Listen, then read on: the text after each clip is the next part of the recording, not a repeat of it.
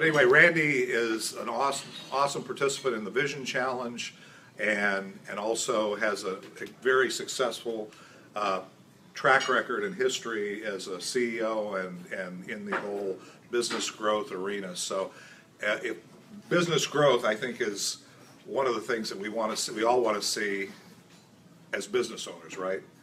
And some want to be, you know, massive growth, and some just want a little growth, but whatever, I mean, whatever your vision is. And so Randy's going to share with us his evolution and some of the process and planning that goes along with making your business grow. So Randy, if you would join us and come on up here, and you can use this chair if you need it. Some of you don't know, but I had... So welcome, Randy. Some of you don't know that I had both my knees replaced 5 months ago. So that's why I kind of wobble a little bit, and having a chair is good because I won't wobble as much. And I thought it would take 2 months, and the doctor said 8 to 12, so here it comes. Okay, so during the course of my 45-year career, I began to realize the importance of process in everything that we do. And so what I'm going to talk a little bit today is how that came about, at least from my perspective. You've heard me say that a business cannot shrink to greatness. I actually coined that phrase a long time ago in my career, because I realized that, you know, you can have good businesses, but if they're shrinking, they're losing employees, things are happening. It's not just about the bottom line, it's about morale, things like that. So my consultancy and my career has been geared towards helping companies grow. So let's start out with, hit the return key. There you go. Okay, so it changes up there, but not here. Hold on, I'm trying to get it to work on both. That's okay, I can look there. So I'm not, some of you know me, I'm not much of a sports person, but I thought a sports story, because it's true, would be a good way to start for those of you who are sports people. So I will buy the lunch of any person in this room who can tell me who this guy is. I will give you some clues. He was an Olympic discus thrower. We should see that in the picture. Anybody? All right. I didn't think you would. That was in case whoever was doing this actually hit the key before I was finished. His name was Al Orta, and he was an electronics engineer at Grumman, where I was working as a summer student. He was an Olympic gold medalist 4 years in a row, which was quite a feat. He competed in high school, was extremely good at it, and he decided he wanted to be an Olympian, and he did it in 4 years in a row. And every year he set new records. So he didn't just win the gold medal, he actually set international records. And he continued to do it past 1968, and in 1980 at age 43. So he was a pretty young guy. He threw 227 feet 11 inches, which was his career best, and the second longest throw that year, not just in the Olympics, but anywhere in the world. So I wondered, how did he do it? Well, first of all, he had some natural born skills, because his coach at high school, you know, took a look at him, and he just decided he wanted to throw the discus. He saw it he was a track star, he saw it laying on the field one day, he picked it up, and he said, hey, this is cool, I think I want to do that. A lot of practice. But I found out by talking to him that he also had a lot of process in what he did. He worked at Grumman. He happened to work in the same building that I did in 1967 when I met him. And this was way before we had videography and computers and all the rest of that. The Grumman people let him film his practices. We had space on the Grumman property. And so they would go out with high-speed cameras, and he would practice, and he would consciously make minor adjustments in the way he would wind up, the way he would release, etc. They would film those, and then he would take a look at those that improved his distance and those that didn't. And so he saw what changes did to his results. And eventually he was able to hone the process and yield increased results. And as I said, I met him in 1967. So I was, excuse me, let me just get this. I was a pretty young kid. I was still in college, but I remembered him for a long time. And I was really impressed by not only his results, because like I said, I wasn't a sports guy, But I was impressed by the process, how methodical he was about his achieving greater success each time. And I thought to myself, if this process can be used in sports, I wonder if this kind of a rigorous process can be used elsewhere. I went to WPI, Worcester Polytechnic Institute, as a mechanical engineer, and I learned some things that relate to process. I learned the technical problem solving, how to methodically go about solving technical problems. Of course, I learned the scientific method, experimentation results. I learned how to use tools, and back then we were coding in Fortran, so it was pretty old stuff. We didn't have a lot of complex models, but they were engineering tools, but they taught us how to solve problems, and by doing that, we could prove to others, well, we ran this model, the model is based on reality, I can prove to you why this will work. And this process became ingrained into my thought process. But again, I wasn't sure how I would apply this, because by my junior year, I was pretty well convinced that I didn't want to be an engineer after 4 years of engineering school. So I happened to be a Grumman scholar. Grumman paid for my education, and each year I had a job in the summer in different departments. That was the second year when I met Al. I had an advisor, and I was lucky. I said, look, I really don't want to go into engineering, even though they wanted me to. So they put me in a group called Contracts, where I worked with engineers, R&D engineers, and I worked with customers, and I worked with business development people, and we tried to figure out how can we get some money to pay for these really neat concepts and ideas, and then turn them into reality and sell them to aerospace companies or the government. Grumman had a methodology of how to pursue new business. They had a business development department, and they followed some rules and regulations, if they will. At that time, there was a consultant by the name of Jim Beveridge, and he wrote a book called Anatomy of a Win, and I still have a copy of it today.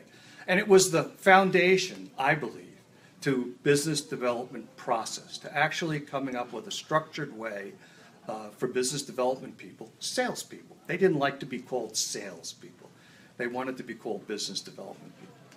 But it was focused on understanding the client's needs, and I think that applies to us today. Clearly articulated that you needed to build relationships with potential clients, not just walk in, slam, bam, thank you, ma'am. No, you don't need it. Okay, goodbye. And understanding the client's need to buy was more important than our need to sell. And that has stuck with me my entire career. And I've been through several other training programs and taught a few. It's focused around that. Beveridge wrote a second book called Creating Superior Proposals. And it took the same philosophy and methodology that I used for helping people be better salespeople in a one-to-one personal interaction. But in the government business, the way you won business was not just that. That's how you got the opportunity to bid.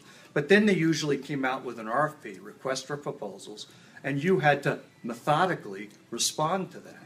And so Beveridge wrote a book based around his methodology called Creating Superior Proposals. Used the same principles, but put it into a language that people in the proposal area. Grumman actually created a physical proposal center. It was huge. It was on a mezzanine floor in a building, and it was all sealed off. We had large rooms where we did what we called cards on the wall. In fact, I almost got divorced twice because of the time that I spent there, but that's another story. And so they embraced the process in his book.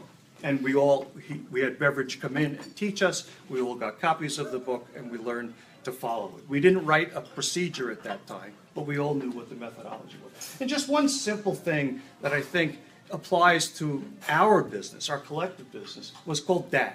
Discriminators, ahas, and ghosts. Discriminators are things that we really felt made our offering different than the potential competitor. A discriminator for Ryan is some of the examples that he gave us, that he's been entrusted to do detailing and exterior waxing and polishing on some pretty high-priced and very, very valuable vehicles. An aha is something that we're personally proud of, that gives us the credibility to obtain the results that the customer wants. And they're very similar. Discriminators and ahas are very similar, but the second one is something that we're proud of. And when you're proud of something and you talk about it, the customers can understand it. And then ghosts are things that we did where we could, things that could create a failure if not attended to. And so when we say, well, we created this and we did this problem, we solved it, and we write about it in the proposal, it has to obviously be applicable to what the customer is talking about. But even though it sounds like an aha, it sounds like a discriminator, what it's doing is it's planting in the customer's mind, well, I wonder how the other guy did it. And so when you're selling a product and you talk about your things that you're offering, and you talk about something unique that your company has achieved, a product in the vitamin industry that's really different. Zip stories today about the guy who was basically pronounced dead and was able to prolong his life. Then people, when the competition comes in, you go, well, wait a minute. I mean, has your product ever done this? So I learned all about this stuff, all about proposals and business development. And in business development is what we do. We develop business. We don't just walk in and say, hi, I sell X, Y, Z. Do you want any? No. Okay, fine. Next. Do you want any? No. Okay. Do you want any? No. No, we don't do that. Okay. We develop business. We develop business through participating in these kinds of groups. We develop business by doing volunteer work. People get to know us from a personal integrity standpoint. And I realized that in Grumman, too many business development people were chasing opportunities, or worse, were simply just going, well, we're Grumman. And there was an expression that the name Grumman on an airplane was equivalent to sterling on silver. And we really did produce some really awesome airplanes, the F-14 being the last one that still flies today. But it really didn't give us insight into what the customer really wanted. Some did. Some business developers did. They did listen. They asked probing questions. They got feedback before the RFP came out. And so even though the RFP may have missed some of the key things, we knew about it. But a lot of them didn't. So we were looking for a way to change that. And I always loved this one. We'd get an email. This is back in the early days of email. We'd get an email from Zip. He just came back from a customer. He had his 100 slides. He pitched the general for an hour. At the end, at 55 minutes, he said, okay, General, you have any questions? The General would say, no, that was a really great briefing. Thanks very much. And so this person would write the email, and the first line was, the briefing was well received. But in reality, they learned absolutely nothing from the client because they talked the whole time. I hired a former enlisted man for business development one time, and he refused to give the standard company presentation. And he was a Southern guy. I said, Randy, let me tell you. He says, I'm just going to go in there and we're going to talk. And he taught me about when you walk into a client's office, what's the first thing you do? You scan the room. Are they sports? Are they golfers? Do they have lots of pictures of their kids? And what are the first things out of your mouth? You make some comments about those. Not so obvious, but you find a way to build some kind of rapport, some kind of relationship with that client. So they won't just, okay, well, give me a pitch. I really, I don't have a lot of time. Hurry up and get the hell out of here. And my question is do people do that? Do we just pitch our product? Do we just wait for that opportunity to just get in front of somebody and say, I got the greatest tchotchkes in the world. Look, let me show you some pictures. Quick, quick, quick, quick. And they go, well, what? But I don't give out tchotchkes. I don't give out. Oh, sorry. And I'm not saying that you would do that. So let me talk about a success that I'm really proud of, that we learned to do it the right way. 3 of us at Grumman got together, and our business development guy was the good kind. He had been watching the market, and he had been seeing that the predictions were that the airplane industry was growing, that people there were more flights, they needed more airplanes, and the biggest airplane producer at the time was Boeing. Lockheed, McDonnell Douglas were second and third. Boeing didn't have the capacity. They were designing the 767 and the 757, and they didn't have the capacity. So he knew that they were going to come out with requests for companies to build structures in support of that airplane. So he went to them and he said, well, how can we do that? We said, look, we know you're Grumman, we know you're great, but have you ever subcontracted any work to anybody? No. All right, I'll tell you what, we'll give you an opportunity. if you can machine, they knew we had a large machine shop in Glen Arm, Maryland. If you can machine the 727 wing skins, and you know how big a 727 wing is, it's pretty big. That's a one-piece skin. If you can machine that wing skin for the same cost that our machine shop's doing it for today, 1,700 airplanes down the learning curve, we'll consider doing business with you. So we went down to Glen Arm, Maryland. We talked to the head of the machine shop. He showed him what the numbers were. Boeing gave us the man hours. They even gave us what's called the op sheets. He said, I think I can do it. He did it, and he continued to do it for over a year. And then Boeing called us back, and they said, you know what, we're going to put the 767 wing box, center wing box. So if you picture an airplane, it's the structure directly underneath the fuselage that the wings bolt to.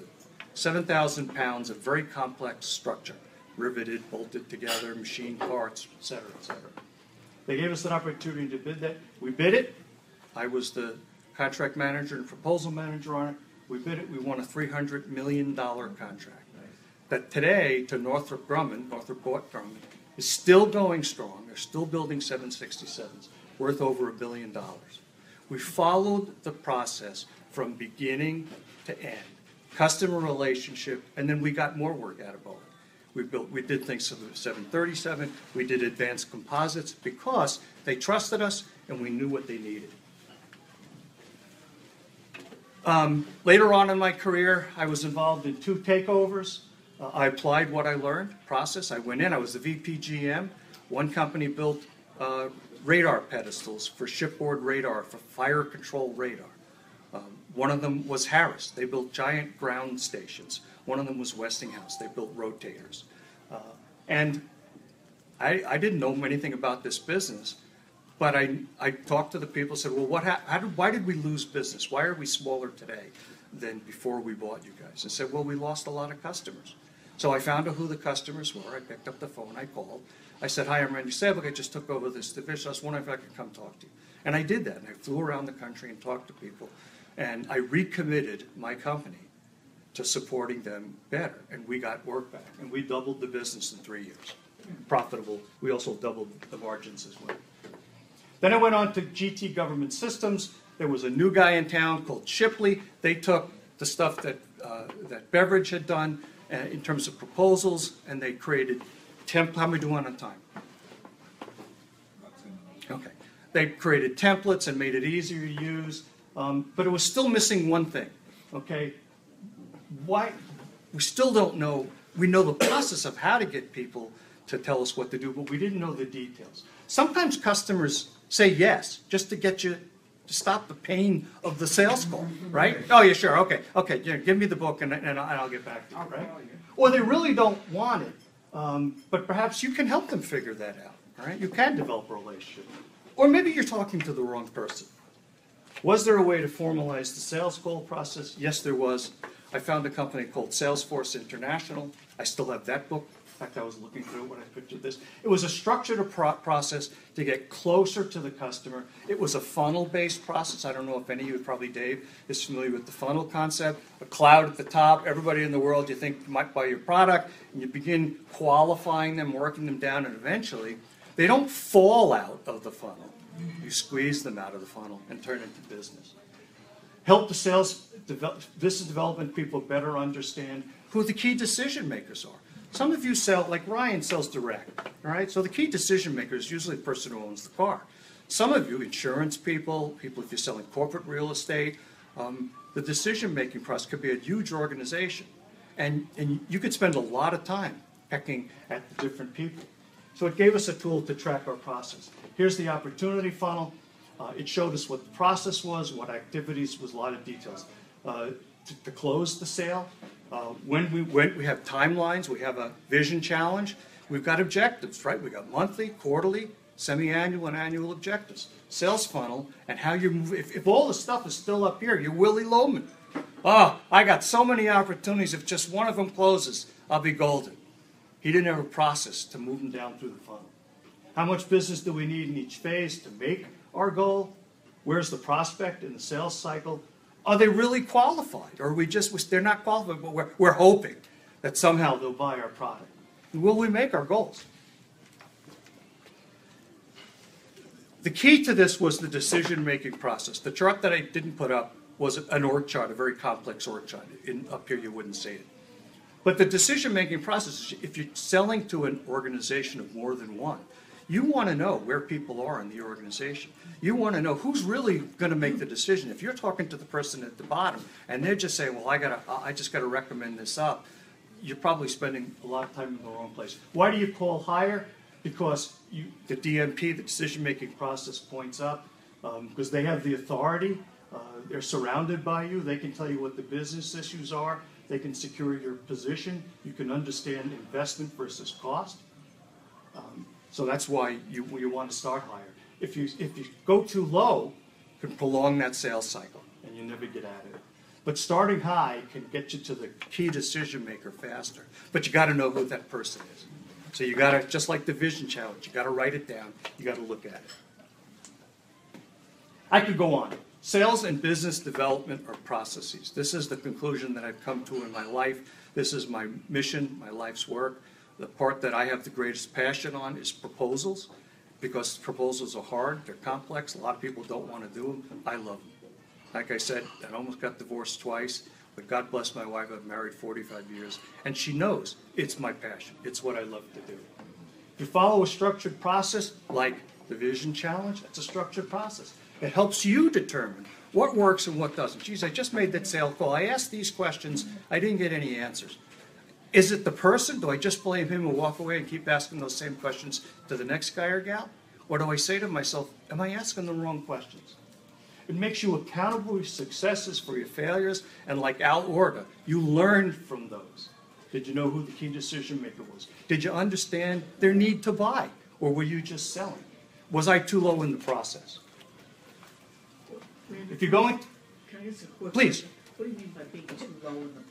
if you're selling to an organization, let's say you're trying to sell commercial property to a company, and if you're dealing with, let's say, somebody who's responsible for managing the property, they may say, well, I'm the decision maker, but it may turn out that the real decision maker may be the board of directors, because they want to know what liabilities come with that property, how long is it going to take, how many millions of dollars, what risks do I, how long is the lease, and the guy at the bottom or gal at the You're bottom. talking to the husband and not the wife. Yeah. That's, in your world, that's what it really is. Good point. If you're talking to the husband, you're talking too low in the process. So if you're going to, go ahead, The please. problem is, though, the decision maker, all the people below him are running interference. Yeah. So that he's not reached initially. Absolutely. So you really have. And that's why some I would work hire to do. them. That is their whole job. Right. Yeah. That's exactly right. But knowing that is the key to unlocking that puzzle. So you say, okay, I know I really got to get to Randy. Well, how do I get to him? Well, maybe you get to him through networking. You build relationships with other people that are friends with Randy. Okay? Or you spend some time with that person and you find ways to convince him or her, I can make you a hero or a heroine if we can take this up the chain and you work the problem. But at least you know that this person is not the person who unlocks the key to your future. Okay? So how does it apply to us? Use the process to your advantage. Look for where you're doing well, look for where you're falling down, and figure out ways to correct it. Keep track of your progress against your vision goals. Not just, oh, I want to sell more this year. That's not accountability, that's not working against the plan. Make it measurable.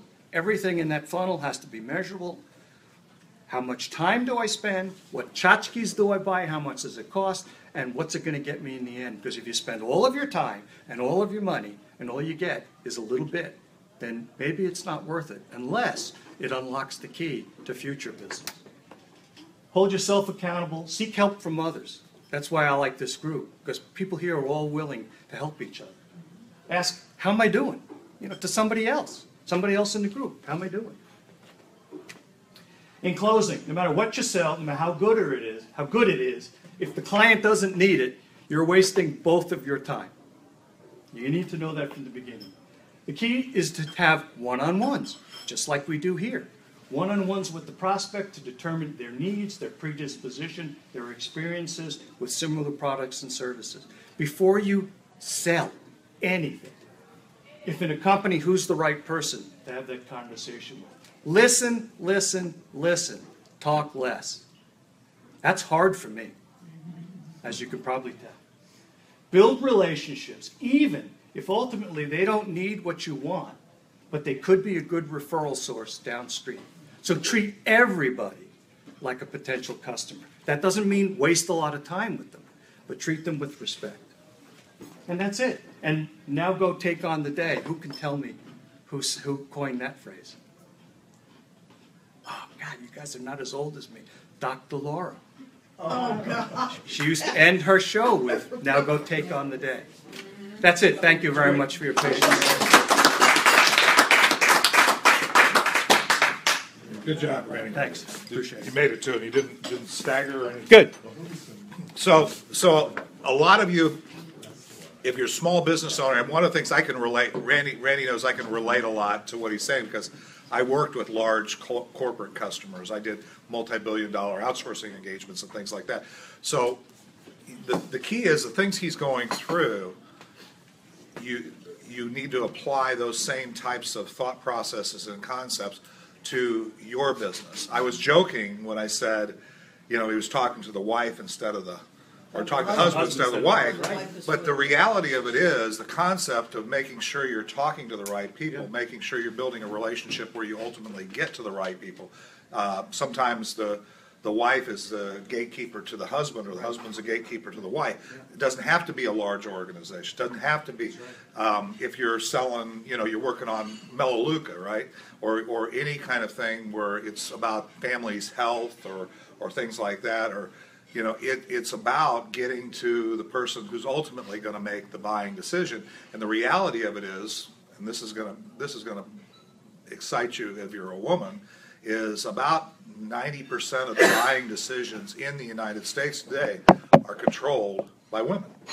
But they let us think that we're making this. Yeah, absolutely. And that's not a bad thing. That's right. It is what it is. And the reality of it is men, are trying to serve the women in their lives, and so they're looking to them, and if they don't buy, mom's not happy, nobody's happy. That's the whole thing. So this is good stuff. And I mean, having a process, going through, that's one of the reasons why we are doing the Vision Challenge. That's one of the reasons we are doing, because there's very little, and this is not intended to be a criticism for this group of people or people on the Facebook page, very little rigor a lot of times in the things that we do. We go about it, we wake up, nobody's telling us we have these reports to file or anything else, so it's all becomes back to you. And some of the things that businesses do to grow and scale and be more productive and be more efficient, we don't always do. Now there's things we do, and there's things that people that are doing things that are adding that rigor to small businesses that we can benefit from. So connecting and learning from each other, as well as getting beyond even this circle of people, is something that I think, has huge value. Randy? Today, companies hire salespeople, business development people, assuming that they're skilled at what they do. They don't train anymore. Right. Back in the day, they'd send people, you couldn't go out in the field until you were trained. How many of you people who are in the sales business were trained on how to sell? Not trained on the product, but trained on how to sell by your companies? Oh, yeah, we're good. One. I went some in college the first time. Yeah. Right. Now it's on us. We need to find resources to go learn. And some of it you can do online. There's lots of free stuff out there. Some of it you can do through the Vision Challenge, leveraging people in the group. I would be more than happy to talk to anybody about what I talked about today and how to make their life better. I won't buy your product. Well, here's the really good news. If you're part of the Business Growth Network Insiders and you're part of the Vision Challenge, you are, by virtue of being part of those private Facebook groups and things like that, you'll be there. I mean, people are going to be reaching out, and Randy will be looking at it and going, oh, I can answer that question, I can help them out. Or I'll be looking at it and saying, yeah, I can give you some help there, or I can refer you. And it helps you understand the term curate? Yeah. Okay, it'll help you curate a lot of information, because there's not a lack of information. Right. So we start right there, because Virginia, from 50 yards away, I can see you and begin to, and I do, consciously or subconsciously, judge you in light of what I expect from you as a professional.